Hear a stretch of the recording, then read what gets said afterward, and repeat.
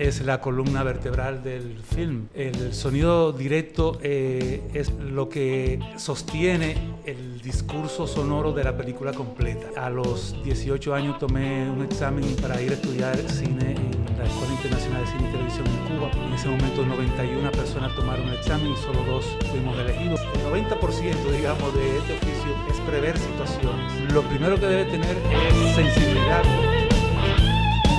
Esto es Cine Dominicano Podcast. Bueno, aquí estamos una vez más en Cine Dominicano Podcast. Gracias por estar aquí en esta semana, como cada miércoles, un podcast nuevo para hablar con la gente que hace cine, la gente que está tanto delante como detrás, aquella gente que muchas veces pasa desapercibido. Hoy vamos a hablar sobre el arte invisible de hacer el cine. ¿A qué me refiero? Y miren, el cine es imagen, pero de repente también es sonido. ¿Y qué pasa si yo de repente sigo hablando ahora con el micrófono acá? ¿Verdad que no se escucha bien? Se estaba escuchando mal. Bueno, de esa parte vamos a hablar hoy con mi amigo y hermano Franklin Hernández. ¿Cómo estás, Franklin? Muy bien, acá, feliz de estar acá contigo. Para mí es un placer enorme tenerte aquí realmente, porque tu trabajo, yo creo que tú eres de la gente, de los sonidistas, estamos hablando de sonido, que quizás no lo dije. Ajá. Eres de la única gente o pocas personas que pueden decir, corten, aunque al director le guste la escena. Me estoy equivocando. Arriesgo mi pellejo, pero sí, puede corten. Ser. En algunas ocasiones he tenido que cortar porque si dejo que siga, yo sé que esa toma que está quedando bien, si por sonido no está bien, va a ser un problema luego en postproducción. Entonces, es mejor cortar en el momento y volverla a hacer que arrastrar ese problema. Y dime algo, antes de empezar en materia y conocer sobre ti, ¿qué es para ti el sonido en el cine? Es la columna vertebral del film. El sonido directo es lo que sostiene el discurso sonoro de la película completa. A partir de un buen diálogo grabado en una locación apropiadamente, tú puedes construir luego todas las otras capas que luego la gente se maravilla al escucharla en la sala de cine. Pero todo parte de un buen sonido directo, de unos buenos diálogos grabados con los micrófonos apropiados y al volumen que debe ser. Exacto, muy bien, perfecto. Pues ahí lo definimos completamente muy bien. Mira, antes de empezar entonces a entrar en materia, queremos que la gente conozca más de ti. Tú perteneces a la segunda camada de la Escuela de Cine de Cuba. Sí. ¿Qué fue para ti esa experiencia y cómo influyó eso en tu situación ya personal, en trabajar en el cine? Bueno, eso es para hablar durante horas. Vamos a resumirlo. Mira, yo soy de Santiago, nacido en Santiago de los Caballeros. A los 18 años tomé un examen para ir a estudiar cine en la Escuela Internacional de Cine y Televisión en Cuba. En ese momento 91 personas tomaron el examen y solo 2 fuimos elegidos. Era una beca, por eso pude estudiar fuera, porque si no, no hubiese podido estudiar cine. Aquí no habían escuelas de cine.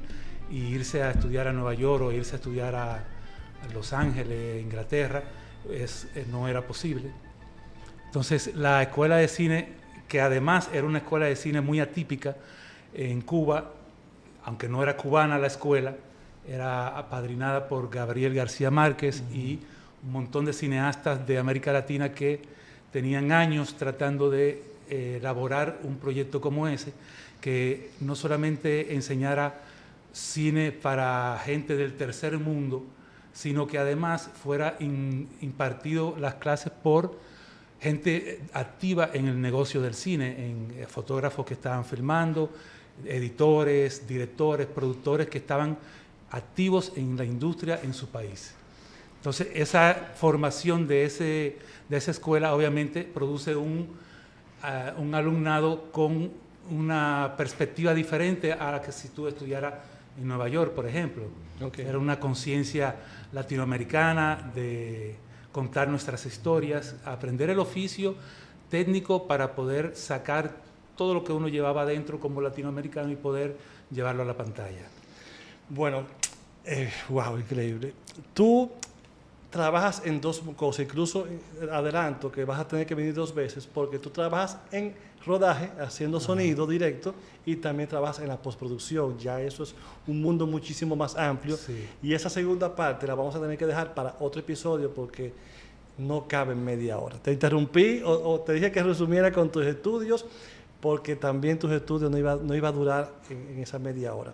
Entonces vamos a enfocarnos en hablar sobre tu trabajo en el rodaje.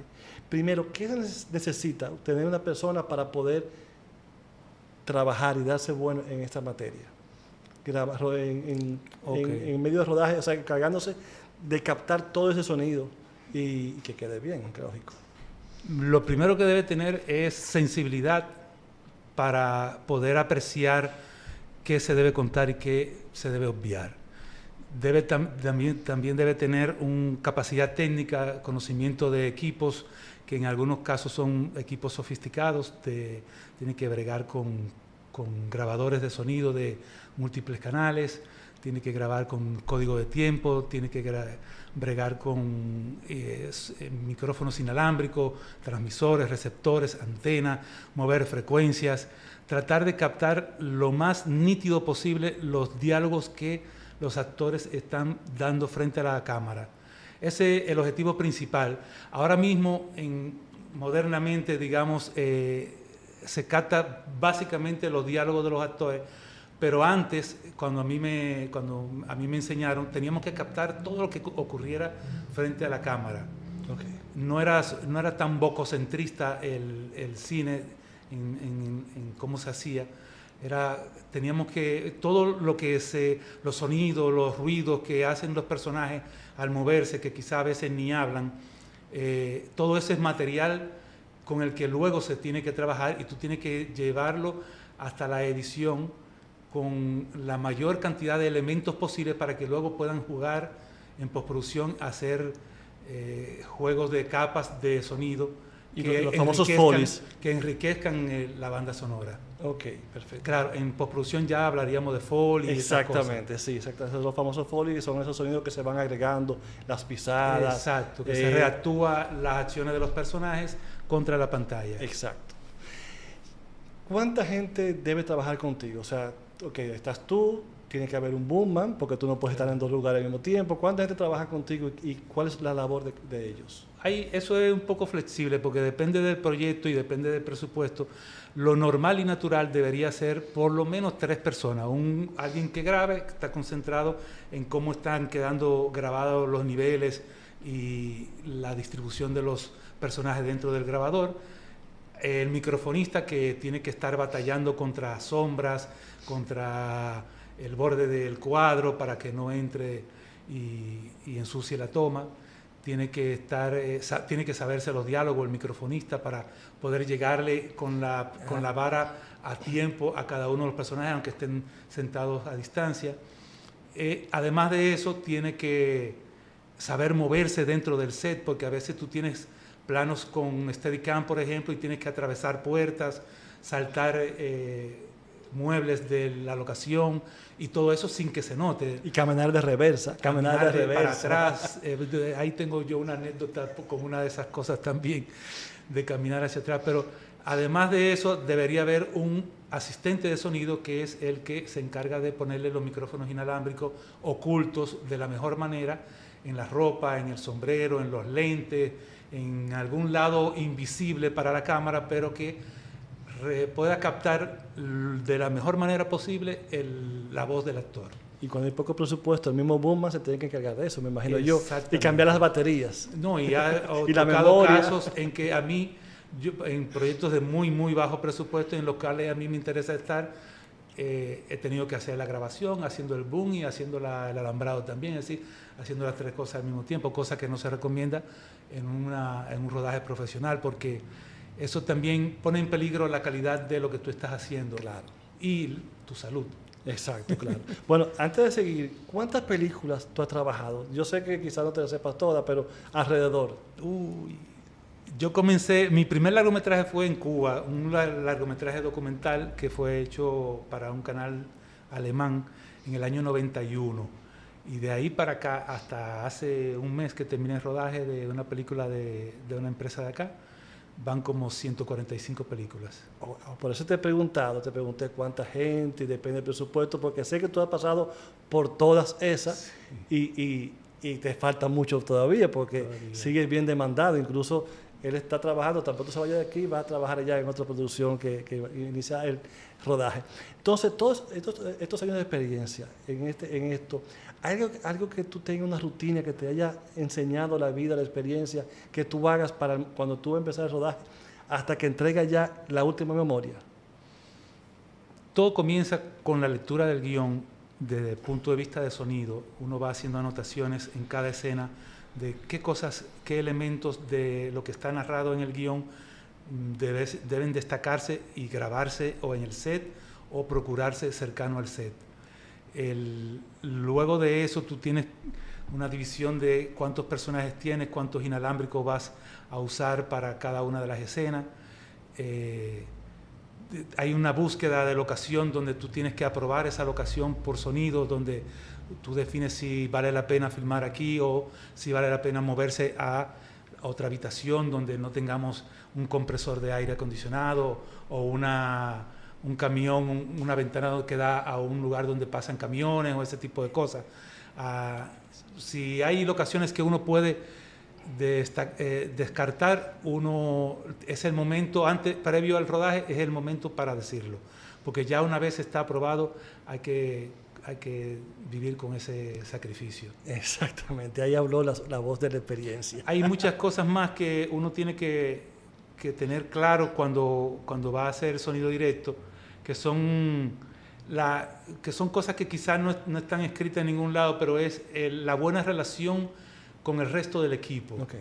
El tener que un camarada, un amigo, alguien que colabora con uno en cámara, en vestuario, en maquillaje, en peluquería, el asistente de dirección, son los crews de sonido, los crews de las películas siempre son crews de gente que se lleva bien, porque todos colaboramos con el otro en alguna medida.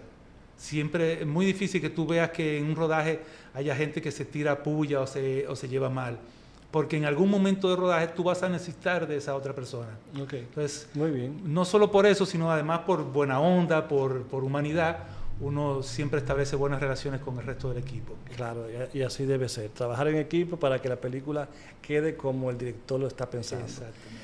¿Y cómo ha evolucionado la parte técnica en sonido en el país? O sea, desde el inicio de que empezaste a hacer cine hasta el día de hoy. En los últimos 20 años ha cambiado bastante. Yo comencé haciendo sonido con equipos que eran analógicos, con que se grababa en cintas de 1/4 de pulgada, lisa, y luego se pasó a grabar en digital, pero todavía en cinta, aunque se encriptaba digitalmente, los famosos DAT. Pero ya de un tiempo para acá los equipos se han sofisticado más y se graba ya en memorias como discos duros portátiles, que son prácticamente, ¿no? Y son más confiables, porque yo le tengo terror a los DAT. O le tenía terror sí, a los porque DAT. te podía enredar la cinta y exacto, se te iba a dañar sí. todo, ¿no? Pero no, aparte los sistemas de grabación ahorita ya traen doble sistema de grabado, es decir que al mismo tiempo que te graban una tarjeta SD, te graba también una tarjeta Compa Flash, y tú puedes además agregarle un disco externo, entonces estás haciendo 3 copias al mismo tiempo. Okay. Eso por una parte. Por otra parte, los micrófonos inalámbricos no eran asequibles para nosotros. Los micrófonos inalámbricos existen apenas desde los años 70 para acá. Y a la República Dominicana obviamente eso fue ya en los años 80, 90. De hecho, aquí en los 90 yo todavía trabajé con micrófonos que no eran inalámbricos, eran las balitas que se ponían aquí en la camisa a los personajes, pero iban con un cable porque uno le pasaba por el pantalón y iban por el piso hasta el grabador. Hasta llegar a ti. Ahora ya no, ahorita ya se cuenta con sistemas híbridos de encriptamiento de la señal digital que viaja a través de antenas. Nosotros estamos al día con cualquier equipo que exista en el mundo ahora mismo.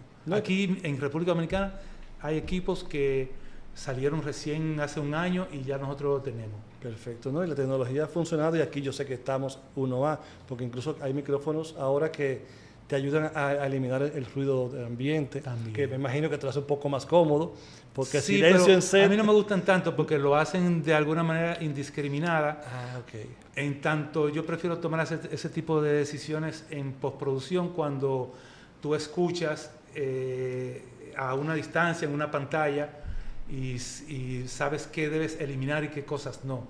Porque a mí me gusta trabajar con algo del sonido directo siempre. Eliminarlo por completo te deja la voz de los actores sonando a veces un poco artificial. Lo rico del sonido directo cuando es bien captado es que tenga las reflexiones que se dan en la locación. Si la pared es de mármol, no es lo mismo la reflexión a que si es de madera, si es un espacio grande, a si es un espacio pequeño. Entonces ese tipo de color que le da a la locación, a la voz, a mí me interesa como trabajo artístico desarrollarla en vez de eliminarla desde el principio. Captarlo para poder trabajarlo en post. Exactamente.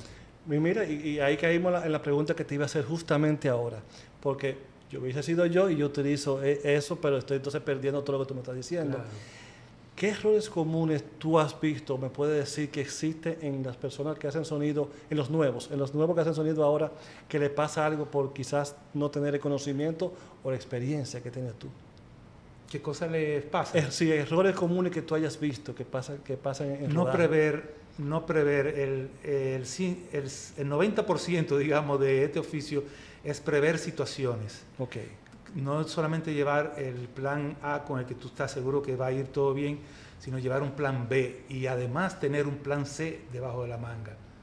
Porque en cualquier momento un actor quitándose el micrófono para irse a cambiar para la próxima escena se puede romper ese micro, y si tú no tienes un plan B, ya tú tienes un actor que no va a tener un micrófono inalámbrico y te va a afectar la captación. Tener siempre un plan de si va a llover, yo tengo ya un protector de lluvia para el Zeppelin que va en el micrófono del boom. Si se daña un cable, tú tienes que tener otro. O sea, si tú no prevés, a ti te puede pasar cualquier cosa y te va a ir mal. Bueno, hay muchos estudiantes, mucha gente que se quiere meter en la industria del cine, y a los que quieren entrar a sonido, aquí están escuchando unas recomendaciones de alguien que realmente sabe. Son muchos errores y son cosas que pueden parecer hasta muy básicas para ti, pero son cosas que tú has aprendido a lo largo de todos estos años y que pueden salvar realmente a un sonidista. Exactamente. Tienes que llegar a tiempo a tu lugar de filmación, tienes que, una vez llegas, saber dónde te vas a poner. Es muy importante saber dónde ubicarse, que no moleste al resto del equipo, pero que al mismo tiempo estés lo bastante cerca del set como para... Porque lo lindo de estar en un set de filmación es estar viendo cómo se construye la historia ahí enfrente tuyo. Si tú estás alejado a 3 paredes del lugar donde se están ocurriendo las cosas, tú no participas de ese calor que es lo rico de este oficio. Claro. El ver cómo los actores están dejando su vida, y por eso tu sonido tiene que ser bien grabado, porque los actores están dando frente a cámara algo que no van a poder darte en un doblaje 3-4 meses después. Ahí ellos se han concentrado para, con su vestuario, su maquillaje, su peinado, las acciones que hacen dentro del set, quede de la mejor manera, y dentro de esas cosas también su voz. Entonces, si tu grabación no es idónea, van a tener que repetir ese diálogo 4 o 5 meses, a veces años después, en un estudio, sin ni siquiera tener referencia de qué estaba sintiendo en ese momento. Claro, entonces, exactamente. el momento donde el actor lo da todo, emociones, presencia, histrionismo, es en el lugar de rodaje, y ahí es donde el sonido no puede quedar mal. O sea, nosotros, todas las tomas a veces en imagen pueden quedar mal y se hace otra, pero en sonido todas tienen que quedar bien, porque tú no sabes cuál van a usar después. Exacto. Y hay una curiosidad que se me acaba de entrar ahora. Hay un aspecto que hay el data loader, que también traeremos uno, que es la persona que recibe el material tanto fílmico como el sonido. Y tú dijiste que tú grabas, o sea, tú tienes que entregar tu memoria a esa persona para que vaya guardando todo lo que se grabó, se rodó ese día. Entonces Entonces tú grabas en varios, en tres memorias, vamos a decir. Pero tú siempre utilizas nada más una para él y tienes las dos tuyas guardadas por si acaso. No vaya a ser cosas que el dataloader sin querer... Nada es infalible porque igual se te puede quemar un disco duro y perder... Yo he perdido películas completas a posteriori de películas que tengo ahí archivadas. Yo nunca he borrado ninguna película que yo he hecho en estos 30 y pico de años que tengo haciendo este oficio. Se me han quemado discos, eso sí, se me han pasado y se ha perdido alguna data ahí, pero nunca algo que está en desarrollo. ¿Y qué te inspira? Bueno, perdón, sí, ok, continúa. No terminé. Entonces, cuando tú grabas, normalmente tú sacas la tarjeta al mediodía, a la hora de la comida, lo que sea, y se la pasas al data loader, que ya empieza a hacer sus folders de organizarlo de tal manera que el editor va a hacer luego ese su material de trabajo. Entre la imagen que le pasa en una tarjeta a la cámara y otra que le paso yo de sonido, él hace sus folders, a veces ahí mismo sincroniza con un software de sincronización de imagen y sonido, porque quizá algunos no lo saben, la imagen se graba aparte del sonido, o sea, el sonido se graba aparte de la imagen. No, muy difícilmente en proyectos profesionales tú ves que se graba directamente a la cámara, porque los sistemas de audio de la cámara no han desarrollado tanto su nivel de calidad como lo han hecho los que son grabadores únicamente que graban sonido. Entonces, por eso las tarjetas van aparte. Y por eso está la famosa claqueta, que por eso se hace la claqueta. Hace el match para que el editor pueda coger la imagen y pueda enlazar y pueda sincronizar. Sincronizar. Además tenemos el time code, que también el código de tiempo que tiene la cámara y que tiene el sonido, a través del cual se puede sincronizar. Pero uno siempre hace el clap por si acaso. Exacto. Alguna máquina no lee el código de tiempo. Exacto, sí. Y la pregunta que te iba a hacer, ¿qué te inspira a ti seguir trabajando en este mundo, en el cine y en el sonido específicamente? Bueno, yo me formé para esto. Yo tengo una inclinación artística por lo audiovisual, que comenzó siendo, yo estudié filosofía y letras en la Ucamaima antes de yo irme a estudiar fuera, cine. Estudié filosofía y letras y básicamente concentrado en literatura, en poesía, cuento, novelística. Entonces esa afición mía por la literatura, por lo fantástico, por lo artístico, lo trasladé al cine. De hecho tuve un conflicto en mi tiempo de estudiante entre crear imágenes cinematográficas y crear imágenes literarias, que son cosas bien diferentes, y me terminó ganando el sonido dentro de todas las posibilidades que tenía para hacer cine. Pude haber sido guionista, o pude haber sido director, o fotógrafo, o editor, pero tuve un profesor de sonido que se llamaba Antoine Bonfanti, era francés, había sido imagínate tú, su primera película fue La Bella y la Bestia, de una película francesa de los años 1935, creo, algo así. Uepa, sí. Y él luego hizo cientos de películas con Alain Resnais, con Claude Chabrol, con toda la Nouvelle Vague francesa. Claro, la nueva ola. Y él vio mi primer cortometraje sonorizado por mí, le gustó, y de hecho usó mi cortometraje como ejemplo de sonorización para el resto de los alumnos los siguientes años. Y eso me puso a mí como, wow, me siento bien en esto, me siento cómodo en este oficio, más la maravilla de ver eso que te decía antes, de ver cómo se construye una película de la nada y de que uno pueda participar en la hechura de ese producto, de esa obra artística. Bueno, qué interesante. Eso me mantiene como firme en seguir en este oficio. Eso es pasión, ese tener dedicación, ese tener el key de poder hacer buen trabajo. O sea, sí. Eso es que tú sabes hacer lo tuyo y realmente te felicito por eso. No sabía ese dato, bien interesante. Sí. Wow, increíble. Entonces, como dije al inicio, nos enfocamos únicamente en este podcast sobre el rodaje. Hablamos sobre eso, tú vas a tener que venir, yo quiero que tú me expliques brevemente y rápidamente entonces lo que podríamos hablar en una segunda entrega sobre qué otra cosa hace una persona encargada de sonido.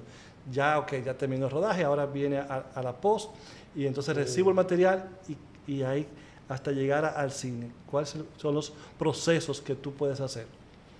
Bueno, el proceso que sigue luego del directo es cuando la película está terminada, editada de imagen, se le pasa a quien va a hacer la postproducción de sonido, a las personas que van a hacer la postproducción de sonido, en la cual participan más gente aún que las que participan en el sonido directo. Okay. Si en el sonido directo participan básicamente 3, en la postproducción de sonido pueden ser 7, 10, 15, dependiendo de la magnitud del proyecto. Porque está el que diseña la banda sonora, el que dice, bueno, esta escena la vamos a poner que sean puros vientos huracanados, vientos suaves, vientos que vienen del mar, vientos de... hay otro que se encarga de la grabación del Foley, que es reactuar las acciones de los personajes en un espacio controlado. Hay quien se encarga de hacer puramente los efectos visuales, los efectos sonoros que van con respecto a, por ejemplo, a una puerta, las cosas que tocan los actores, que si pone este sonido acá, que si toca el celular, que si se para de la silla, el sonido de la ropa, todo ese tipo de cosas. Están los que hacen las atmósferas, los ambientes, que si es un exterior plaza, o si es un interior pasillo, o si es adentro del agua, todo ese tipo de cosas. Hay gente que se encarga específicamente de hacer ese tipo de cosas. Hay muchísimo para hablar en postproducción de sonido. Está la mezcla de sonido, que es lo más alucinante, que es donde uno combina todo lo que hacen diferentes personas, incluso a veces en otros países, porque a veces uno necesita mandar a hacer el Foley en Argentina, que un amigo de México te hace la edición de diálogos, que otro aquí te graba los ambientes que tú filmaste en Jarabacoa. Un mundo entero. Y entonces todo eso va a la mesa de mezcla, donde el mezclador o los mezcladores ponen eso todo en contexto, en armonía, en equilibrio, y que sea agradable y que sea emotivo. Es lo que le pone el alma emotiva a las películas. Tú ves una película, por ejemplo, como, te voy a decir, una que no hice yo, A Tiro Limpio, que está todavía en cartelera, sí, creo. Trata de ver A Tiro Limpio sin sonido y no tiene sentido. Exacto, claro. Es una película que no te emociona ni te provoca nada. Ver muchos planos cortos de gente tirándose al suelo y haciendo como que lo matan. Pero ponle el sonido y tú vas a ver cómo todo cambia. Y de hecho Jan quería que las bocinas del cine explotaran por cómo estaba mezclado, claro, y la potencia de los bajos y de los ruidos que hace había. Que la gente se emocione de verdad y se involucre en tu película. No, pues genial, Franklin. Por eso fue que dividí este podcast. De verdad te agradezco que estés aquí hoy. Una conversación extraordinaria, señores. Este mundo del sonido es un mundo, ya vieron la cantidad de personas que se involucran, que pueden trabajar en esto. Es un mundo amplio. Realmente muchas gracias, Franklin, por estar aquí. Muchas sabes, gracias a ti. Hay que esperar porque él va a rodaje, entonces tengo que esperar que termine el rodaje para entonces poder volver a invitarlo para la segunda parte. Así que ustedes manténganse aquí. Muchas gracias por estar aquí en Cine Dominicano Podcast. Como saben, todos los miércoles un episodio más donde vamos a estar entrevistando. Estoy aburrido. No me arregla eso. Relajando. Entrevistando a todas las personas que hacen cine, tanto delante como detrás de cámara. Así que ya saben, denle a la campanita. Comenten aquí abajo si quieren aprovechar de que hable algo específico en el próximo. Así que comenten aquí abajo que voy a hablar sobre lo que ustedes pregunten. Así que muchas gracias y nos veremos en la próxima.